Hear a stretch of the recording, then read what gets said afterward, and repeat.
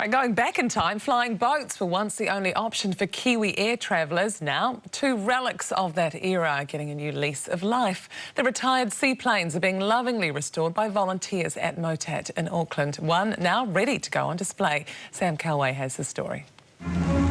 Auckland is the base for the Trans-Tasman Air Service, which runs 8 trips a week to Sydney with the big 30-passenger flying boats.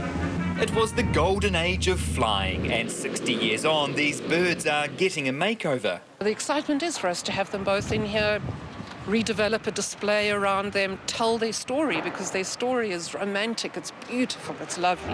Come fly with me, let's fly. It was the most luxurious way to travel in the 50s. The Aranui, a 2-storey seaplane making a speedy 8-hour flight from Auckland to Sydney. Spectacular scenery along the way. At the company's headquarters in Mechanics Bay, tomorrow's plane is at the pontoon, its motors being checked for the flight.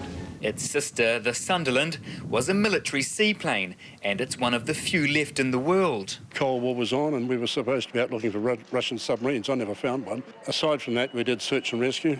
Both planes were gifted to MOTAT in the 60s, but with no available cover had to sit outside braving the weather. The very first time I arrived at MOTAT, one of the volunteers took me into the Sunderland, and whilst I was looking around, he was actually emptying buckets of water. Now the Sunderland's exterior's been restored and it's going on display again, moving into a hangar, a tricky manoeuvre for a plane with a 30-metre wingspan. I've quite often thought to myself, I can't believe we've still got this thing.